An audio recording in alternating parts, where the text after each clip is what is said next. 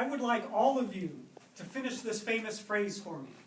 Look, up in the sky, it's a bird, it's a plane, it's Superman! Yes, Superman.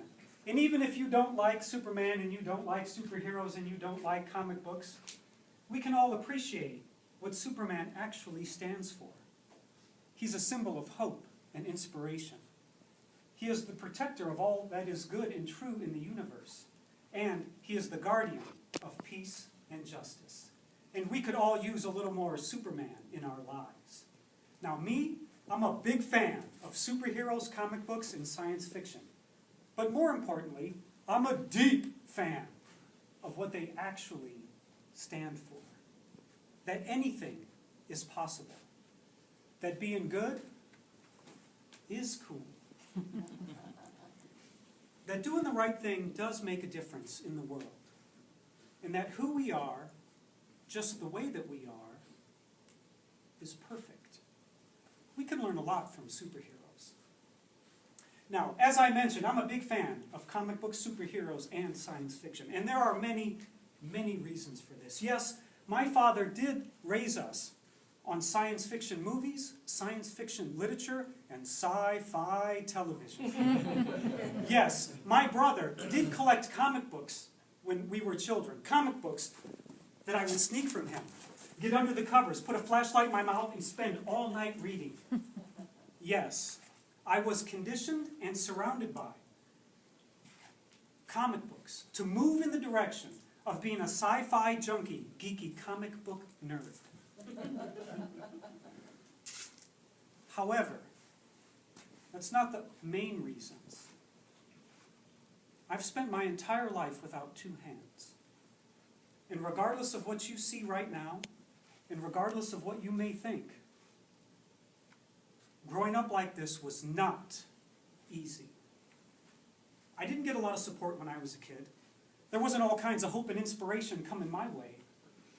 There weren't people standing in line to help me out or give me a hand. And I wasn't given the same opportunities and avenues that other children were. I had a very challenging childhood. I spent a lot of time alone when I was a kid. And what I really needed was a safe place. I needed a place of hope and inspiration. I needed a place where I could go to where nothing is impossible. So I sought solace in superheroes. And I took refuge in comic books. I spent, as I said, a lot of time alone, reading comic books and watching sci-fi movies. But I also spent an incredible amount of time illustrating all my superhero spaceships, and all my intergalactic solar systems, and all my sci-fi cityscapes that I would land these spaceships upon. And I spent an incredible amount of time practicing all my cool superhero poses. Dun, da, da, and all my superhero sound effects. Kapow! I have journals and journals filled with all my cool superhero clothes, and all my cool superpowers, and all my cool superhero weapons, and all my cool superhero vehicles. I even have one journal devoted to nothing except all my cool superhero boots. And when I was a kid, superheroes, they saved my life. And I dreamed the dreams of 1,000 dreams that nothing is impossible. Because if nobody wanted to have faith in me, fine. I'll just have it myself. And it was the power of that thinking that got me through childhood.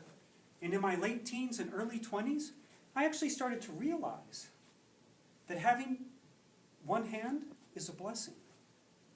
That not having two hands can actually be the root of unlimited superhuman power. I can actually embody the greatest attribute and the greatest quality of all superheroes. I can be a symbol of hope and inspiration for others. And with the power of that positive thinking, I have actually accomplished many great things in my one-handed life. I have 3 black belts, and I'm a 3rd-degree black belt in Aikido. And for 10 years, I ran my own professional martial arts school. I play more instruments, well, than I have fingers on this hand. I sing, I dance, and I perform on stage. When I was in college, I was ranked top 20 in the nation in pocket billiards. I shoot a mean game of stick. I rode my bicycle from Seattle to Chicago. Wow. By myself. And I have even saved a number of people's lives. Many people have come up to me and said that I have inspired them and that I have given them hope. And I think to myself, I am a superhero because of that. But you know, everyone in here has done that. Everyone in here has been a superhero to somebody. Everyone in here has inspired someone, whether it's your children, your parents, your friends, your family, your coworkers, your husbands, your wives, your lovers, heck, even people we don't even know we've inspired. And we've given them hope. Whether you believe it or not, everyone in here is a superhero to someone. So the question is, who are you going to inspire today